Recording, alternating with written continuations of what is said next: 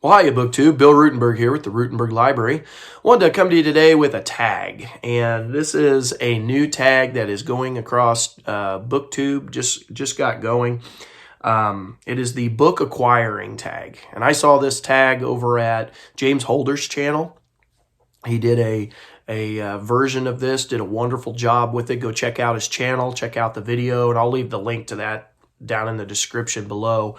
And also, I went and watched Kristin over at Enter the Book, who created this. She's the one who created this tag. She had created it in celebration of hitting the 500 sub mark, and congratulations, Kristin. That's an awesome milestone to hit. Go check out her channel. Great channel.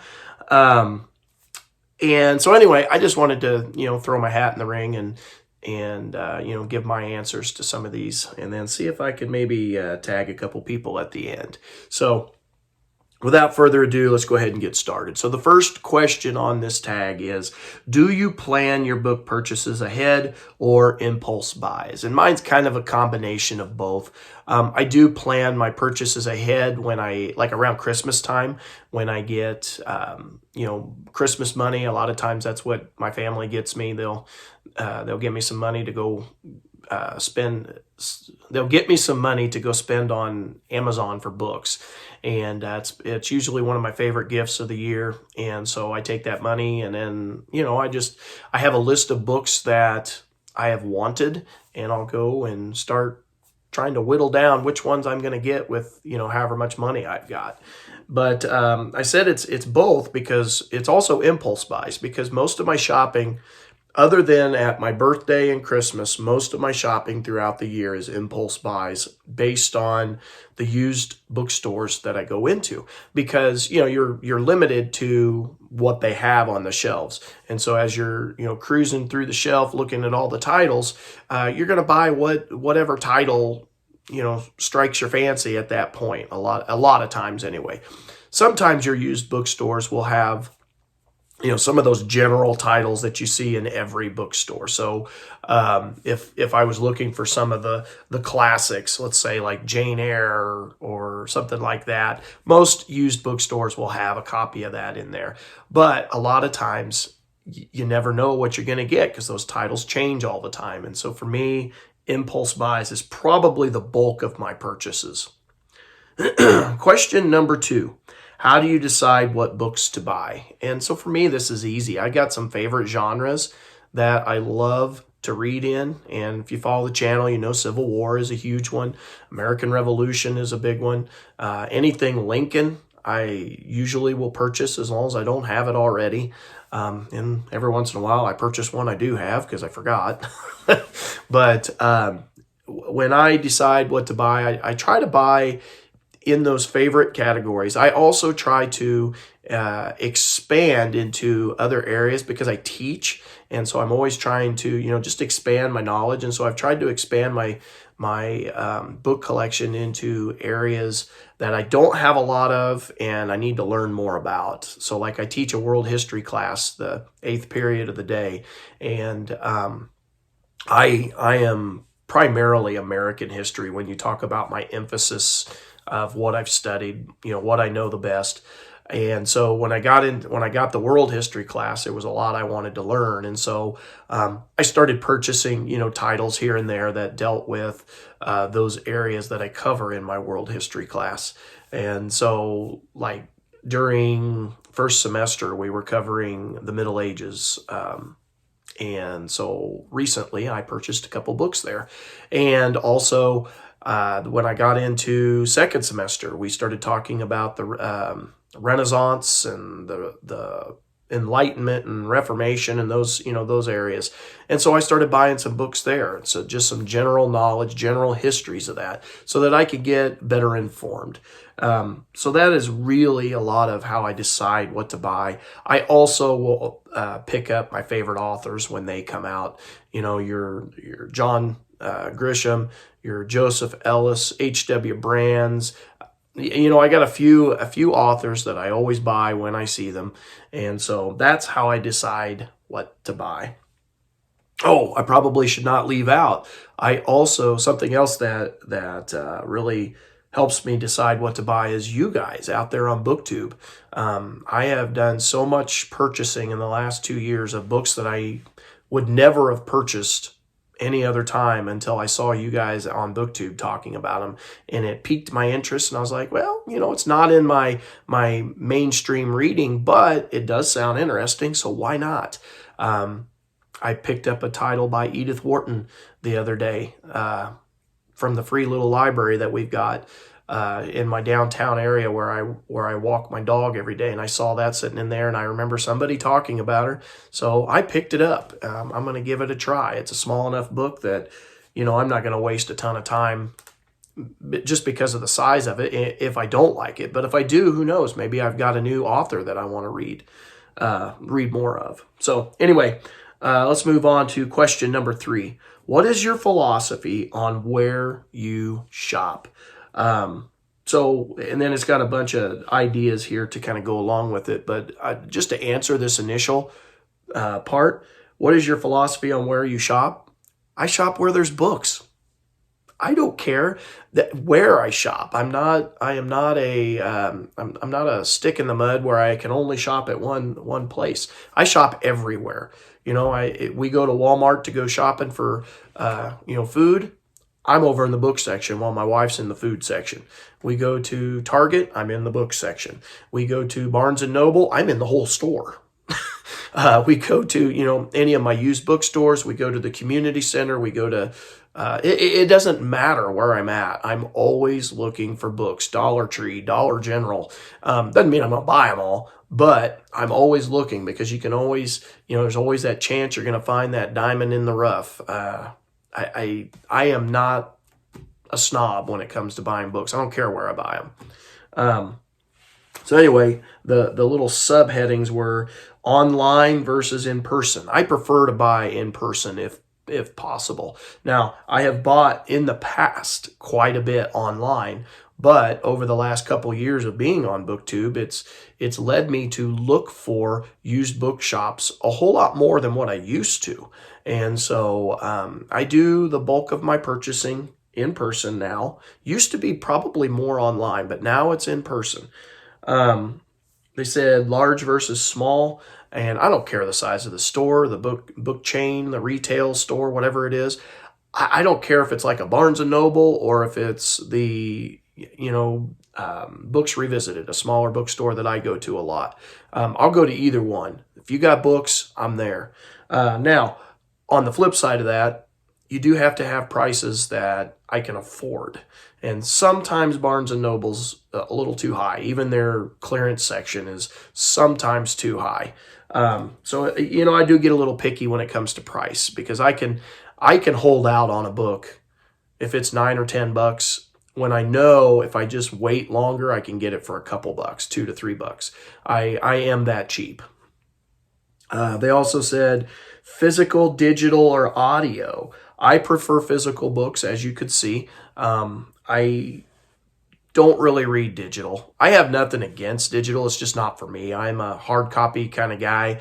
I know my kids read digital all the time at school. They are always reading digital. My wife reads digital, like just the internet. I mean, I guess that's not a book, but still, that's still digital reading. But she reads a lot of that in magazines and stuff online.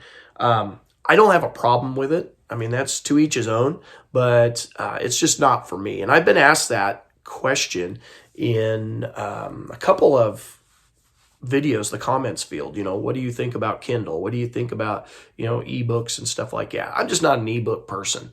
Doesn't mean I won't read them. I've had, and I cannot remember the subscriber who sent them, and I really apologize for that. I can't remember the name, but I have on my email a list of, I think it's like 5 different Civil War books that they sent me ebook copies of through the email. And I will get to those. I do plan on reading those. They'll probably be something I read at school, honestly, during our SSR period, but I do plan on getting to them. So it's not that I won't read it. I don't prefer it. I prefer a hard copy. And then it also says, or audio. Now, I don't do a lot of audio. In long car rides, I'll do audio. But those are mainly geared towards my daughter, in whatever age my daughter is. So the last time, not this year when we went to Texas, but the last time, it was like 7 years ago, I think, when we went to Texas. And so my 18-year-old daughter would have been around 11. And we listened to, and then right around that same time, we also took a trip to Pennsylvania, and we were listening to middle grade type books. So we listened to The Hunger Games. What else did we? Well, it was books like that. We listened to that. And then on our trip to Colorado a couple of years ago, we listened to Little House on the Prairie because of my 4-year-old. She's now 5. She would probably correct me on that. She just turned 5. But, we're listening to books on that level. We haven't listened to adult books on a car ride for a long time. But in my spare time, like if I'm doing the dishes, or I'm like here in a couple minutes, I'm going to be making breakfast for lunch for school today. And when I'm putting the lunch together, and then when I walk to school, I will listen to an audiobook that I got going right now, The Girl from the Channel Islands. And I've been listening to that. And so I do listen to audiobooks. It's just the number of audiobooks is not very big. It's just a handful. But I do want to, kind of make that more of a habit as I have time to do it. And then it also said new or used. So philosophies of how I shop, new or used. And I kind of got to this earlier. I typically buy used books. Those are more cost friendly for my budget. All right. So question number 4. What about little free libraries? What do you think about them? Have you used one? Why or why not? I love little free libraries. I think they are wonderful. They promote reading, and as a teacher, that's something we do all the time. We're always promoting reading. And so not only does it promote reading, it is also economically feasible because they're free. And it gives access to books to everybody. If you could get to the little free library box, then you have access to it. And I think it's wonderful. They do promote that if you take one to leave one, but my guess is, as a reader, and you guys can comment on this, but as a reader, if somebody didn't have a book to give, I would not care if they just took one. Later on, when you have one, put one in there. It's kind of an honesty policy. So I just think it's wonderful that it promotes reading, and I do use free little libraries in the neighboring, right here in my downtown on the loop. When I walk my dog, we've got one that sits there, and I look at it about almost every time we go by, or every other time, because the stuff in it doesn't change over in our town very often. So it's like every other time I'll stop and I'll look and see what's in there, because and actually recently it's been changing over quite a bit. Some people have been putting books in. And so I'll go for a couple of weeks, and I might pick 1 or 2 here and there. And then after a couple of weeks, I put in 3 or 4 books. And so I don't do the 1-to-1, but I do end up putting in as many as I take out. We also, in the neighboring town, one sits right by our public library in our neighboring town, and I go and I visit that one. And then they have another one that's in another part of that town that I haven't visited for a long time. I need to go back and just check it out again. Long story short, I love the free little libraries. Now, again, it's going to be hit and miss on what's in there, depending on who's been using it. But I think it's a wonderful concept. It's something that someday maybe I'll put one out in my front yard. I think that'd be kind of cool.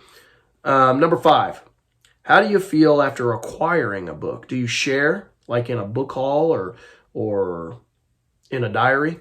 So for me, it makes me feel good. I get a high off of finding key titles for my book collection. It just brings joy to my life. It's a lot like it's a lot like my other hobbies. It makes me feel good.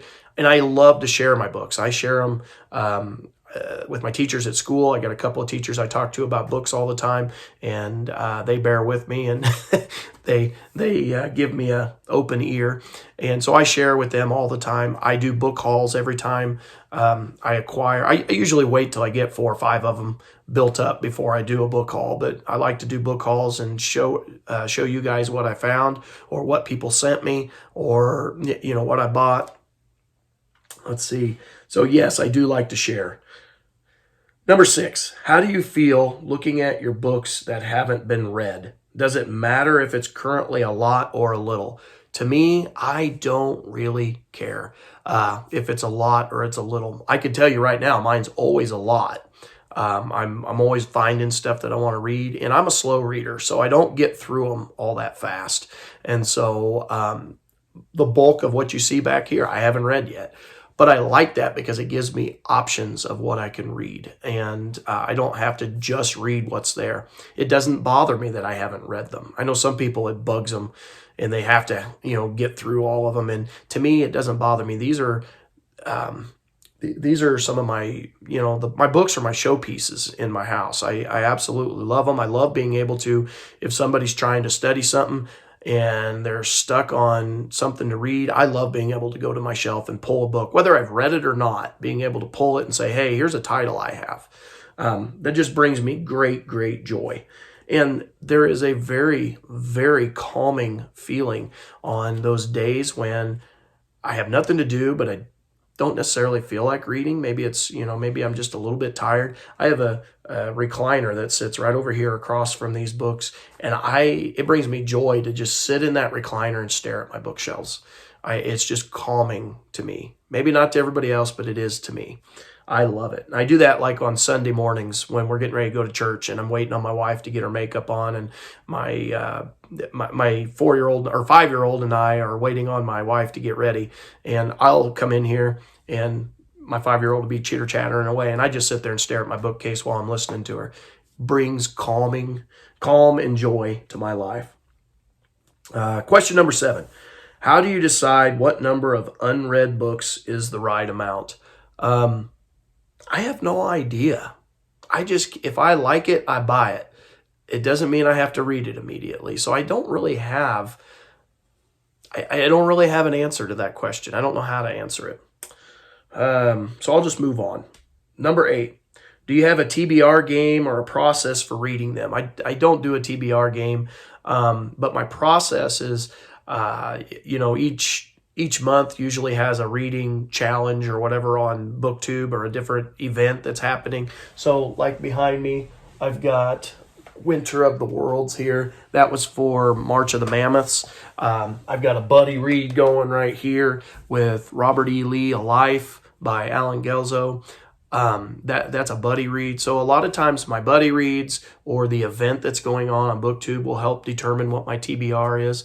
And also what really plays a major role in it is what are we covering in my classroom. I like to read and learn more about the subject as we cover it in class. I try to start, like a week or two ahead of when we get going in class. So like we're getting ready to read Frederick Douglass's The Narrative of the Life of Frederick Douglass, and American Slave, I think is the full title, his autobiography. We're getting ready to read that in class here starting tomorrow, because we're going to test today, and then we're going to start that tomorrow and get into our antebellum and Civil War units.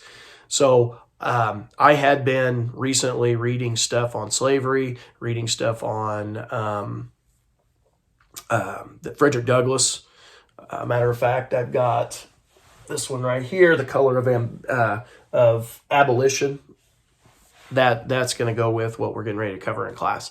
And so, what we're covering, reading events, and then buddy reads. Those are, the big things that kind of determine my reading. And I am a bit of a mood reader, so my TBR changes as my mood changes. Sometimes I don't feel like reading nonfiction and I just want to get lost in a mystery or get lost in some historical fiction, stuff like that. So anyway, question number 9. Do you have a book buying problem? If so, what is the nature of it? And can it be adjusted? Do I have a book buying problem? Is that a problem? No. I'm not buried in books, so I do not consider myself a hoarder. But my problem's not a book buying problem. My problem is it is a space problem. I don't have enough bookshelves. And so that is the nature of it. I don't have enough shelving. I don't like, I have to put things in boxes because I just don't have enough shelves. I would love to, I have some more walls at home. I'd like to put shelves around. I got to get my wife on board. It's, if she's not okay with it, it's not going to happen. But she did put together this setup, this background. So I don't know. I have hopes. Maybe she'll come around and we'll have another setup in another spot in the house, or maybe on that wall right there. That's my dream. And actually, so can this be adjusted? Yes, I can buy more shelving. My big dream, BookTube, is I would love to. I live in an old house. My house is 130, 140 years old, and it has a limestone basement. It's a crawl space for 3/4 of it, and then I got a full basement underneath the kitchen. So what I would love to do is raise my house and actually put a full foundation under, concrete and everything, usable space underneath my house for storage in our house. And then I would love to build a wing off to that'd be the west side of my house here. I'd love to build a wing off of that and create my own library. Now, the reality of that happening, probably not gonna. But it's a wonderful dream. It's always good to dream. If I win the lotto, or by some miracle I have a windfall in money, which, not going to happen. But if it did, that is what I would love to do. So book buying problem? No. Storage problem, like shelving and stuff? Yes. Need an extra wing on my house? Yes. Anyway, so number 10 says tag 2 or 3 others to ponder their buying process. So let's see here. Who should I tag? I am going to tag the Bookish Bryants. I'd like to hear their answer on this.